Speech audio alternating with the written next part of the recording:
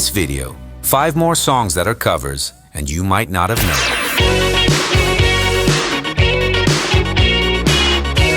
Number 5. One of the biggest anthems of the 80s, celebrating women's freedom and fun, actually started as a rock song with a masculine and even slightly sexist tone.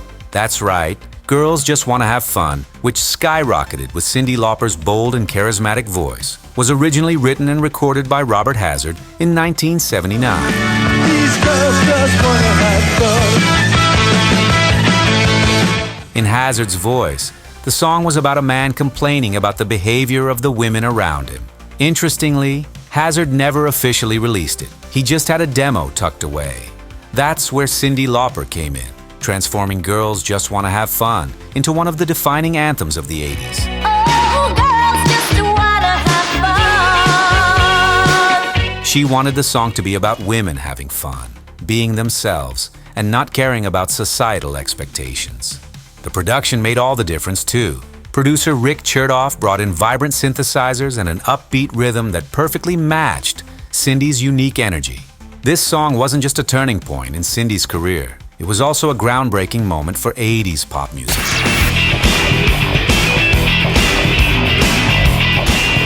Number 4. One of the Red Hot Chili Peppers' most memorable hits is actually a cover of Stevie Wonder. Originally released in 1973 on Wonder's album Inner Visions, the song reached number 4 on the Billboard Hot 100 and topped the US R&B singles chart.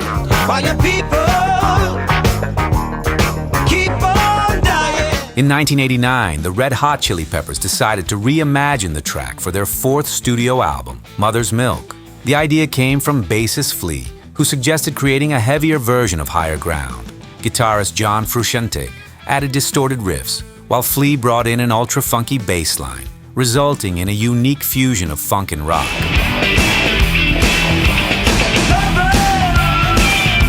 And what did Stevie Wonder think of this reinterpretation? In a lighthearted conversation, he mentioned enjoying the royalties he earned from it, signaling his approval. The Chili Peppers' version of Higher Ground not only paid homage to Stevie Wonder's classic, but also elevated the band to new heights, solidifying their international success. What would you do if I sang out of tune? Number 3. Originally released in 1967 on the Beatles' album Sgt. Pepper's Lonely Hearts Club Band, the song was written by John Lennon and Paul McCartney, with Ringo Starr on lead vocals. What would you think if I sang out of tune? Would you stand up? In 1968, Joe Cocker, a rising British singer, decided to reimagine the track with his own unique style. All I need is my buddy. His version transformed the song into a powerful rock and soul ballad, highlighted by Cocker's raw, emotional voice. The recording featured renowned musicians, including Jimmy Page, who would later become the legendary guitarist of Led Zeppelin.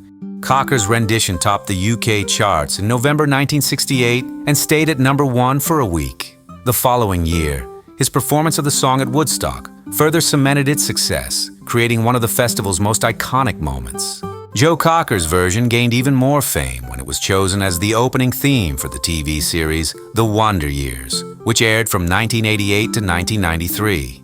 The emotional rendition perfectly complemented the show's nostalgic and reflective tone, capturing the experiences of a teenager growing up in the 60s and 70s.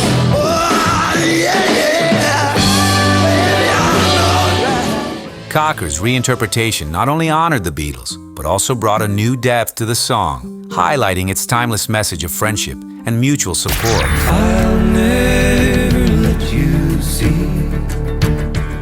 Number 2.